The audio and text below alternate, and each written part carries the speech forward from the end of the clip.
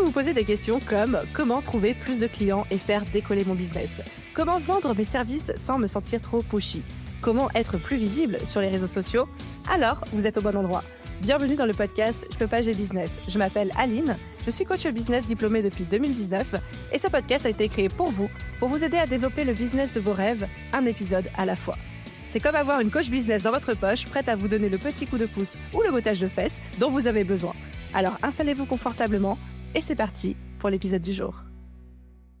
Hello à tous, nous sommes aujourd'hui le jeudi 28 août et bienvenue dans cet épisode de podcast dans lequel on va essayer de répondre à cette sacro-sainte question que je reçois très souvent de comment persévérer quand ça ne décolle pas et la question même sous-jacente à ça, comment faire pour garder le moral quand on a l'impression de tout donner mais que ça n'avance pas, quand on a l'impression de tester plein de choses différentes mais que pas de résultats. Et en fait, généralement, avec le recul, je peux vous affirmer qu'il se passe deux choses. Soit vous êtes en train de confondre la lenteur et l'échec, le fait que, comme les résultats mettent plus de temps que ce que vous auriez aimé, eh bien vous assimilez ça à un échec ou à un ça ne fonctionne pas alors que finalement, il y a juste besoin d'attendre un peu plus de temps. Ou alors, je vois aussi le cas de personnes qui confondent persévérance et entêtement. Alors, ce sont des étapes normales en entrepreneuriat. Par contre, il faut juste arriver à les distinguer. Et mon objectif avec cet épisode, c'est de vous aider à poser des repères concrets pour savoir quand est-ce qu'il faut persévérer, quand est-ce qu'il y a besoin juste de comprendre qu'il faut ajuster les choses et non pas de continuer à faire tout le temps la même chose en espérant des résultats différents, ou alors quels sont les signaux à observer pour savoir qu'il est juste temps de changer son fusil d'épaule et de soit pivoter à 90 degrés, soit même complètement arrêter ce qu'on est en train de faire. Et souvent, c'est très très très compliqué de mettre le curseur entre je persévère et je serre les dents, entre je modifie, j'ajuste, et certainement des choses que je fais mal et qui du coup expliqueraient pourquoi ça ne fonctionne pas, et aussi en fait, il faut juste que je change complètement de strat ou alors que j'arrête. Pour commencer, erreur fréquente numéro 1, c'est de confondre lenteur et échec. Ça, c'est pour toutes les personnes qui se sont lancées dans une nouvelle activité, dans un nouveau projet, dans une nouvelle stratégie depuis 15 jours et qui se disent « Oh là là, j'ai pas de résultat, c'est la catastrophe ». Je pense notamment à des personnes qui pourraient avoir créé un profil sur Instagram, qui ont commencé à poster tous les jours sur Instagram depuis 15 jours et qui se disent « Ce que je fais ne fonctionne pas, j'ai aucun résultat, j'ai aucun abonné, je fais mal les choses, ça fonctionne pas, etc. etc. » Et en fait, à ces personnes-là, j'ai envie de dire que, justement, beaucoup abandonnent trop tôt, juste avant que les résultats arrivent, alors que la constance, la persévérance est le vrai différenciateur. Il faut penser à l'image d'une graine qui, quand on la plante, il va rien se passer en surface pendant des jours, parfois même des semaines. C'est invisible au début, mais ça travaille sous terre jusqu'au moment où, finalement, ça perce. Ou on pourrait aussi mentionner l'eau, qui, quand vous la chauffez, elle reste plate jusqu'à 90 degrés, mais commence à bouillir à 100 degrés. Par contre, il faut quand même qu'elle passe par toutes les étapes et tous les degrés de température avant d'arriver à 100 degrés. Elle passe pas de 0 à 100 degrés tout de suite. Et en fait, c'est pas parce que vous ne voyez pas de résultats tout de suite que ça veut dire que rien ne se passe. Les résultats prennent toujours plus de temps que prévu. J'ai envie de dire, toujours, dans 99,9% des cas. Et la règle que moi je me donne et que je donne très régulièrement à mes élèves, c'est de toujours vous donner au minimum 90 jours pour jauger une nouvelle stratégie, une nouvelle offre, une nouvelle manière de faire. Je parle pas de 90 jours pour savoir si votre business fonctionne ou pas, là ça va vous demander un petit peu plus de temps, mais si on parle juste d'une stratégie, d'une nouvelle manière de faire, d'une nouvelle méthode de vente, d'une nouvelle plateforme, d'un nouveau format de contenu, donnez-vous 90 jours minimum pour jauger une stratégie. En dessous de ce délai-là, c'est beaucoup trop tôt pour en tirer des conclusions. Ça ne veut pas dire, on en parlera juste après, qu'il faut pas non plus tester des petits ajustements, des petites modifications, mais en tout cas c'est trop tôt en dessous de 90 jours pour se dire « j'arrête, ça ne fonctionne pas ». Et une chose que vous pouvez faire, que moi je pense que je vais mettre en place dans mon business, c'est de tenir aussi un journal de preuves qui serait là pour noter et relever toutes les micro-avancées, les micro-victoires qu'on a tendance peut-être à ne pas vouloir trop regarder au quotidien ou ignorer au quotidien. Ça peut être des nouveaux abonnés, des conversations, des feedbacks qu'on a eus. L'idée, c'est de pouvoir visualiser les progrès invisibles ou minimum que parfois on regarde un peu trop rapidement parce que on attend une explosion, on attend la viralité, on attend les ventes et les clients, mais on ignore les signaux faibles qui pourraient nous indiquer qu'on est sur la bonne voie. Donc ça, c'est pour toutes les personnes qui ont tendance à confondre lenteur et échec.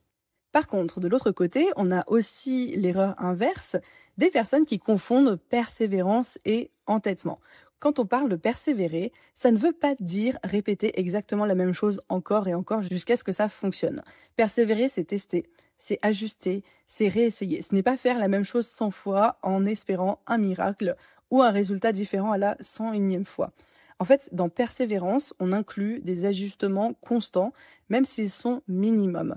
Et donc souvent, les personnes aussi qui me disent « ça fonctionne pas, du coup je persévère, mais ça ne fonctionne toujours pas », ce sont également des personnes qui ont tendance à ne jamais vouloir tester d'autres choses, à s'entêter dans une seule et même direction et à refuser tout ajustement.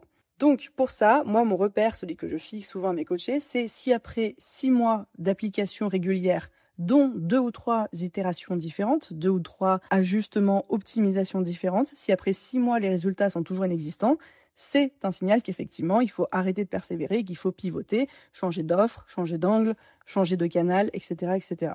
Donc erreur numéro 1 à éviter, c'est de confondre lenteur et échec. Erreur numéro 2 à éviter, c'est de confondre persévérance et entêtement.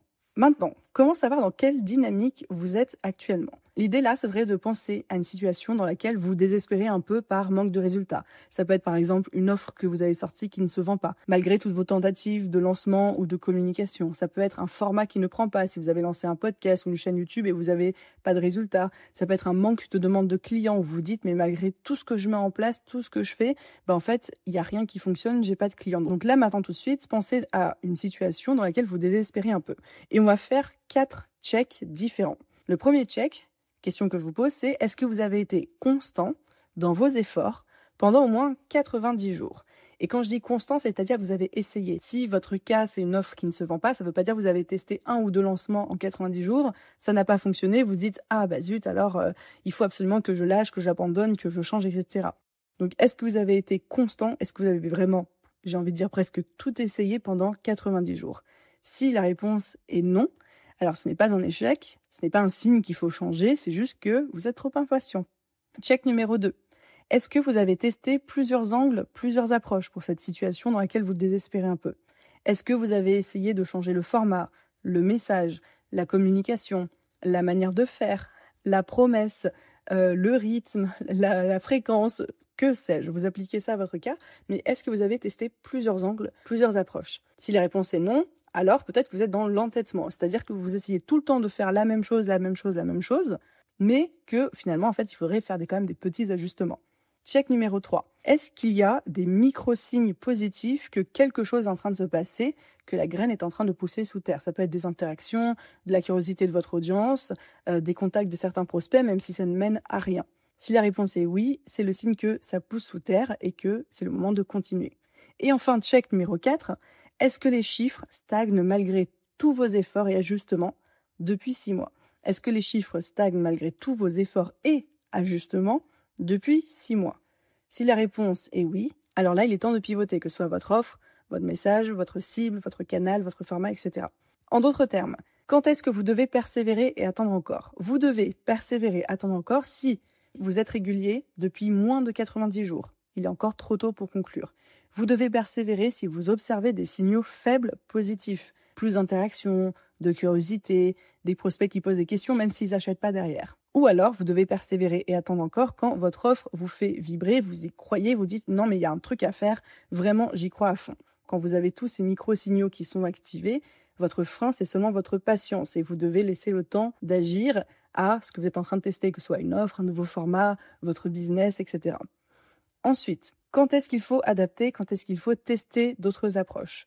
Si vous êtes régulier depuis plus de 3 à 6 mois mais que les résultats restent modestes ou alors inexistants, là c'est un premier signe.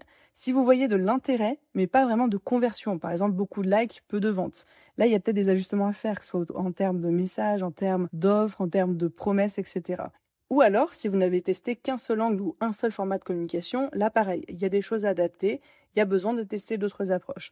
En gros, ici, c'est pas votre business qui bloque, c'est pas vous qui avez un problème, votre offre ou votre business qui a un problème, c'est juste votre manière d'en parler, votre manière de vendre potentiellement. Et l'objectif va être de retravailler votre message, votre tarif, de changer de canal de diffusion, de tester d'autres formats, donc adapter. Et pour finir, quand est-ce qu'il faut lâcher prise ou alors pivoter complètement et faire un gros chantier ? C'est si ça fait plus de 6 mois que vous essayez tout avec constance, avec plusieurs itérations, pas juste un test par-ci, un test par-là, mais vraiment vous essayez une tonne de choses.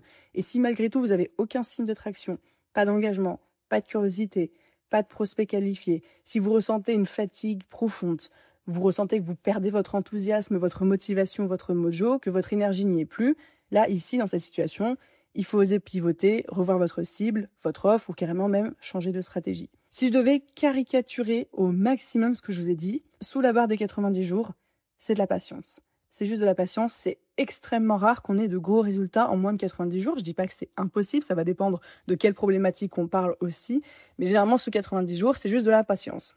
Entre 90 à 180 jours, c'est-à-dire 6 mois, là, il faut tester, ajuster, ne pas encore lâcher, ne pas abandonner, mais accepter de faire quand même plusieurs tests et à ces mêmes tests, leur donner à leur tour au moins 90 jours pour faire leurs preuves.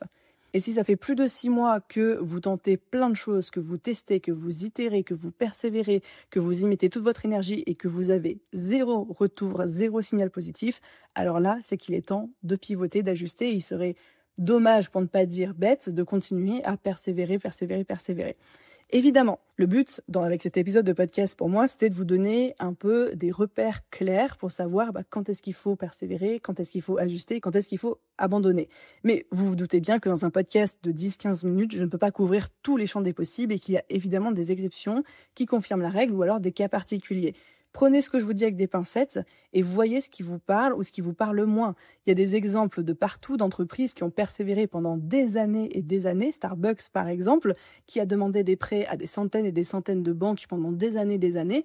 Toutes les banques ont refusé de les financer jusqu'au moment où l'une d'entre elles a accepté et aujourd'hui c'est devenu la multinationale que c'est. Alors, si Starbucks avait écouté mon épisode de podcast à l'époque, certainement qu'ils auraient abandonné. Donc, l'objectif pour moi, c'est évidemment de vous fournir des critères les plus clairs, précis, qui couvrent une majorité des cas que je peux rencontrer quand je coach, quand j'accompagne, quand je forme. Mais prenez aussi ça avec le prisme de votre problématique précise, de votre industrie, de votre business, de ce que vous dit votre petite voix intérieure aussi, bien évidemment. Merci de m'avoir écouté jusqu'ici. J'espère que cet épisode vous a plu et à tous, je vous souhaite une merveilleuse journée, soirée, après-midi, où que vous soyez. Et je vous dis à très vite dans un prochain épisode. Bye tout le monde!